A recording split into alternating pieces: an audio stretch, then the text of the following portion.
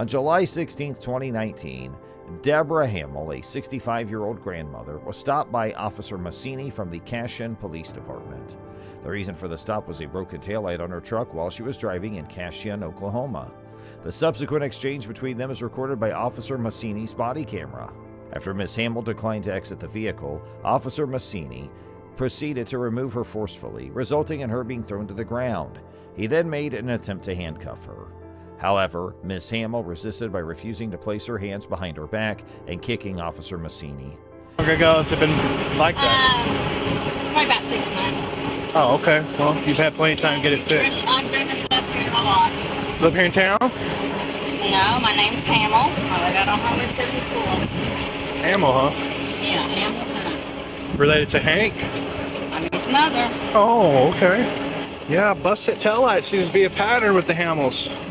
Well, y'all had a headlight out on one of your cop cars the other night. We did? In response, Officer Massini backed away and drew his taser. When Ms. Hamill tried to stand up, he discharged the taser, invoking Section 643 of the situation. Ms. Hamill was informed that her decision to flee had exacerbated her legal predicament. Subsequently, she faced charges of eluding, resisting arrest, obstructing law enforcement, and assault and battery on an officer. Just looking for it. Can you at least get the light? They've got lights on them, don't they? They do have lights in them, and they do work. Well, it's broken. Yeah, I know it's broken. So if you hit your brake lights, that white bulb's going to blind somebody at night. Oh, okay. Well, can you put red tape on it? Will that work? Yeah, but I don't think red tape's going to help you there. You don't have enough plastic to tape over. Well, you know, I kind of hate to buy one if I'm going to get the whole bed and it's going to have everything on it. I gotcha. You know, I just don't want to spend the money. I understand. And, you know, and I don't drive it to Texas. I don't drive it to the city. I go to Guthrie, Kingfisher. I'm going right now to check on cattle. Okay. Well, I did issue for a defective equipment. It's $80. You have till September 16th. In this scenario, it is evident that at least one of Ms. Hamill's kicks connected with Officer Massini's leg, an action that a court would likely categorize as both an assault and a battery resulting in harm. Following her arrest, Ms. Hamill declined medical attention but was taken to the ER for assessment before being sent to jail. Court records reveal that she was charged with assault and battery on a police officer, resisting arrest, obstructing law enforcement, and operating a vehicle with defective equipment. She pleaded guilty to the misdemeanor charges, with a felony charge dropped as part of a plea deal. Ms. Hamill received a 4-year deferred sentence and was fined $50 for each count. Do not take off. Shut up and give me that and I'll sign it. Step out. No. We're beyond that. Do you want me Step out. 305 dispatch. Got one taken off. Yes! Get out of the car! Get out of the car! Get out of the car! Get out of the car! Get out of the car! After her arrest, body camera footage circulated on social media, leading to a city council meeting with over 50 attendees discussing the incident. Some supported the police department, while others protested Ms. Hamill's treatment. Ms. Hamill's attorney criticized Officer Massini's actions as unnecessary and tormenting, suggesting potential legal actions. Officer Massini was graded a C- for his professional demeanor, but also criticized for using a taser on an elderly woman. While his actions might be legally defensible, it was deemed excessive. Ms. Hamill received an F for non-compliance, attempting to flee and resisting arrest. Despite reservations about the taser use, her conduct created a constitutional basis for it. Choosing not to contest the citation resulted in multiple convictions on her record instead of addressing the issue legally. Now let's move on to the next investigation where an officer gets suspended. Our EMS, taser deployed, one female, custody. Why didn't you just sign a ticket? Because I felt like it was clear with me because I have been in town forever with this thing. I've been on go to and get it damn thing for me. Do you realize you just got yourself in a whole lot more trouble? On the morning of April 19, 2023, Officer Scott Harrell from the Texas City Police Department approached driver Christopher Scholl at a pump within a Buc-ee's gas station. Officer Harrell alleged that Scholl had swiftly maneuvered through parking spaces, prompting a white truck to abruptly brake in order to avert a potential collision. The ensuing exchange between the two was recorded by Officer Harrell's body camera. Officer Harrell remarked that if he had not already exhausted his supply of tickets, he would issue Mr. Shaw a citation for disregarding a traffic control device. This statement was made despite the fact that the reported infraction took place on private property. The reason why you felt you needed to come through the parking lot like that? I didn't think I did anything wrong. I just came over to get gas. You were speeding and you cut through parking spaces. You know you can't do that. I didn't think I was doing anything, man. I mean, you all whooped I'm doing around. is coming to get gas. Yep. Oh, are we gonna go back and forth, or are you just gonna? You asked me a question. You want me to answer it or not? I'm not. If anything, I thought I was going even slower than normal. No, sir. Because normally people don't even park where you park, and that's the direct path to the gas pumps. You almost hit that car that was turning right there. I was watching, man. As soon as you almost cut in hit front of me anybody. like that, I was like Okay. looking, and I watched it happen. So I come here every day. There's almost never, ever anybody. So yeah, I go through there because it's the straight path. On April 19, 2023, Officer Scott Harrell of the Texas City Police Department approached Christopher Scholl at a Buc-ee's gas station, accusing him of driving recklessly through parking spaces, causing another vehicle to brake suddenly. After being cited and released, Scholl obtained body camera footage and posted it on his YouTube channel, which gained traction on other platforms. In response to public backlash, Texas City Police Chief Joe Stanton announced an internal investigation by the Office of Professional Standards into Harrell's conduct, with the potential for criminal charges. Every day when I come through. okay, look, I'm not gonna write you tickets, but the only reason I'm not writing you tickets is because I'm out of tickets right now.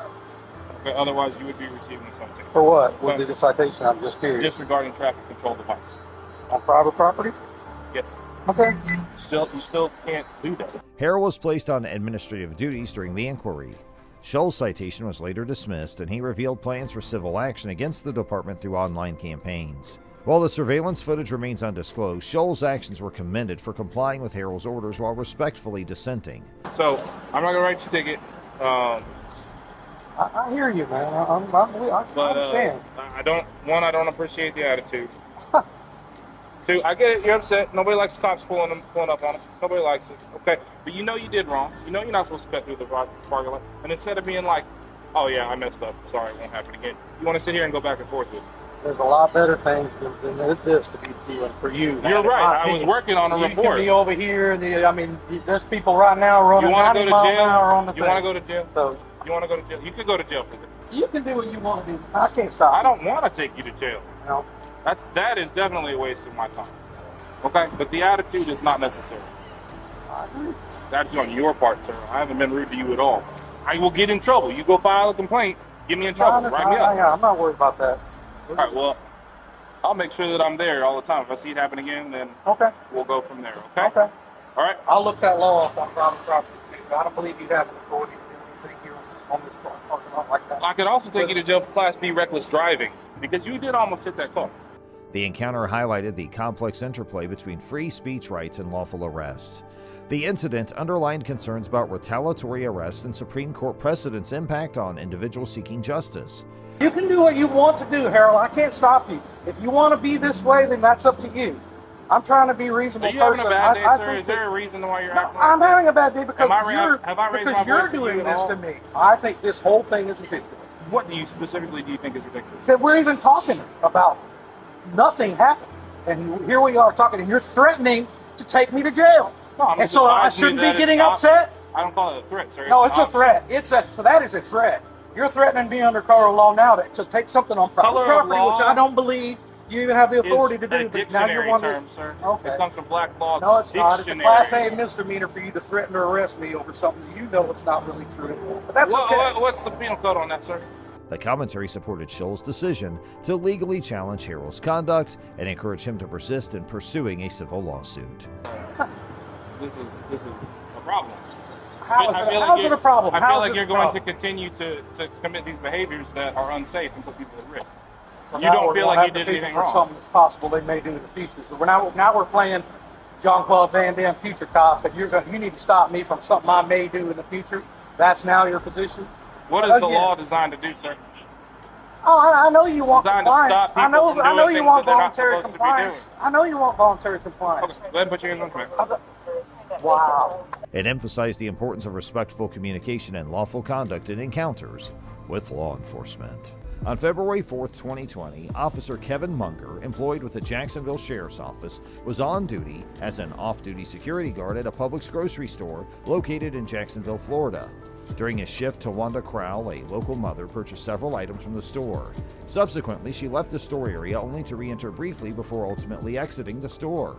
Publix manager Anna Augusto Bonner approached Officer Munger and informed him that she had observed Miss Crowell leaving the store with items in a bag, yet she hadn't witnessed a transaction taking place.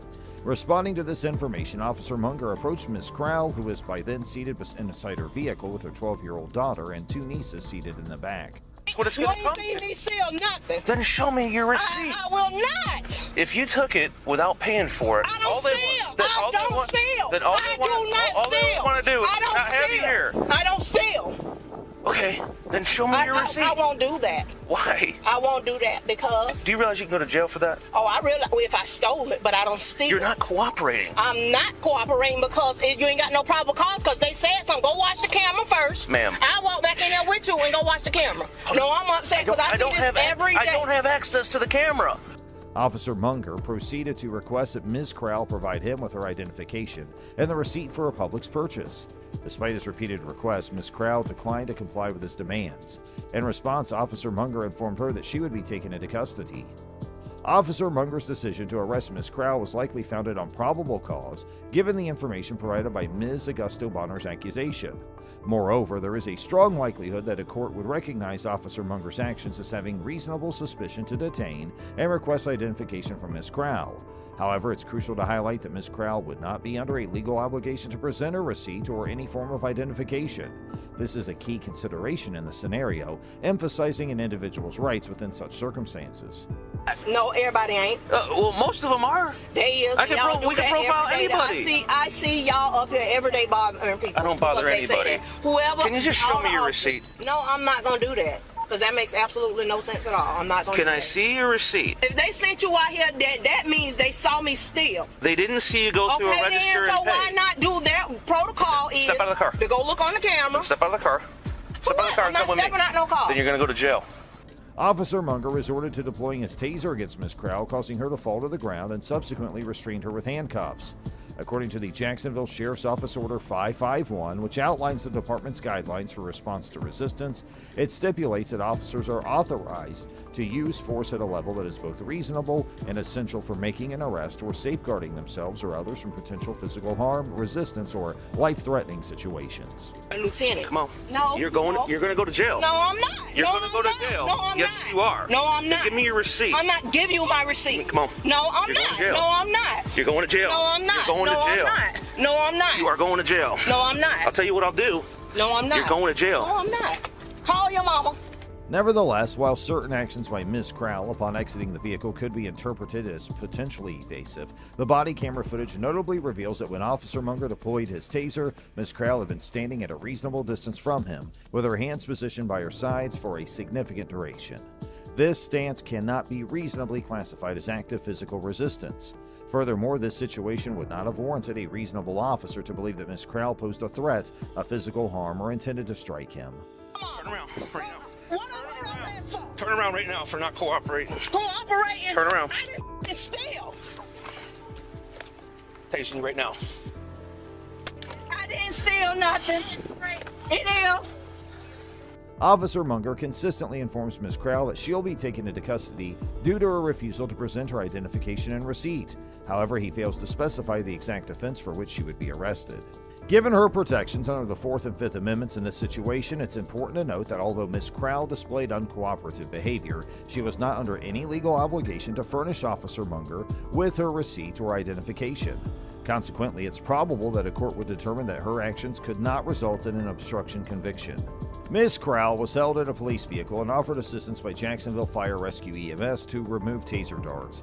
However, she preferred going to the hospital for dart removal by a licensed physician due to one dart being lodged in a sensitive area. An off-duty officer watched her children until they were picked up.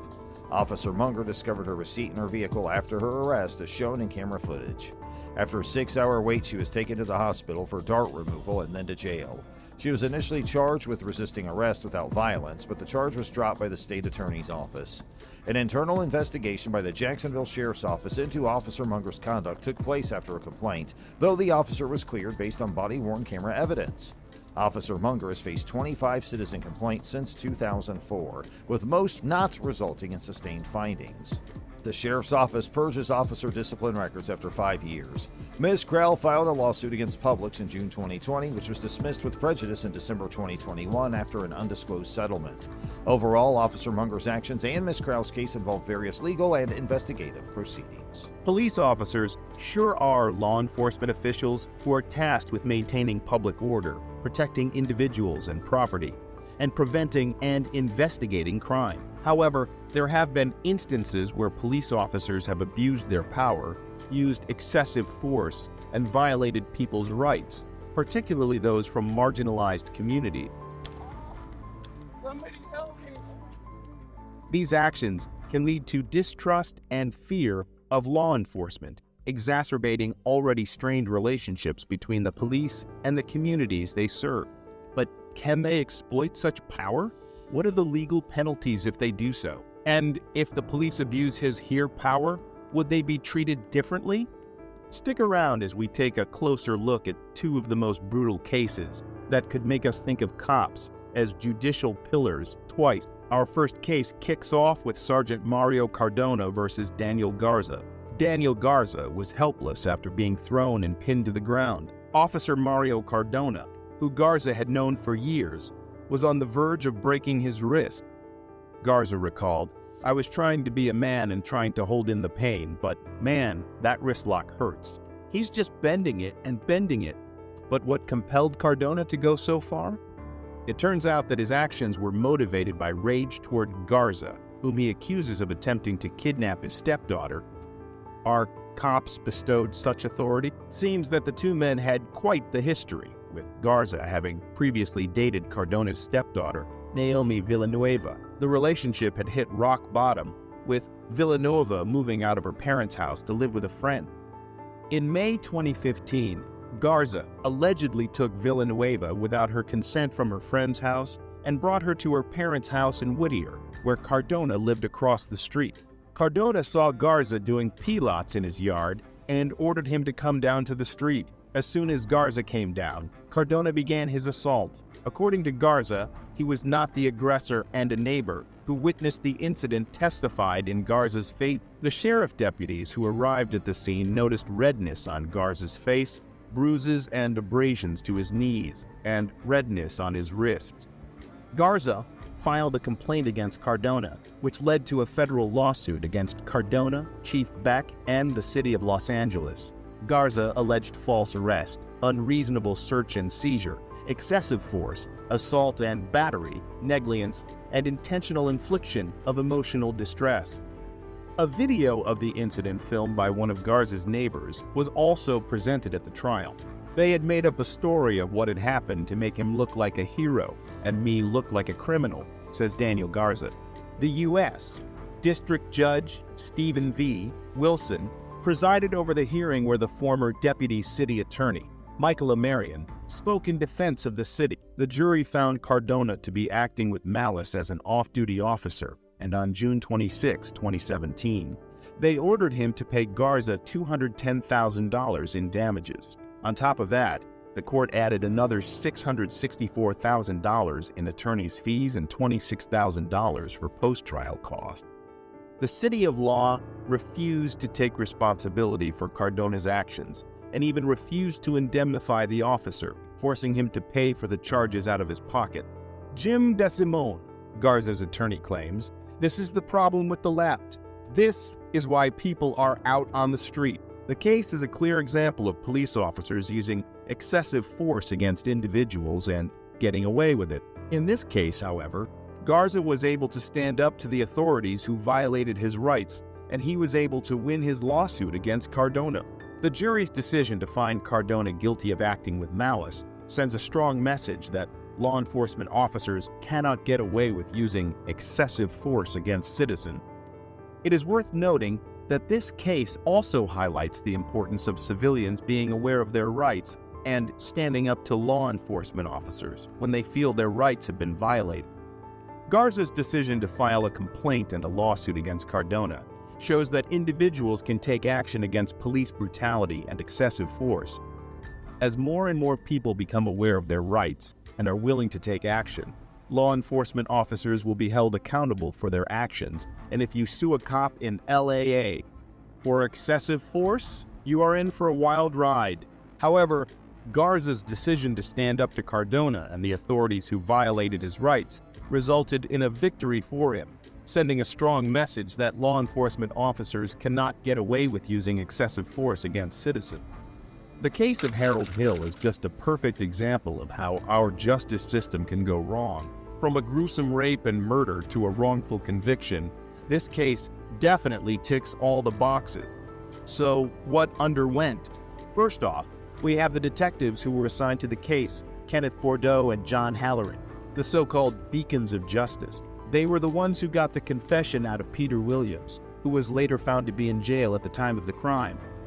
So, how did they churn out a false confession of someone who wasn't even there? Hill's confession is also questionable, as he claims that he was physically and mentally abused until he confessed to crimes he didn't commit. Is this the kind of behavior we expect from our law enforcement officers? Moving on to the trial itself.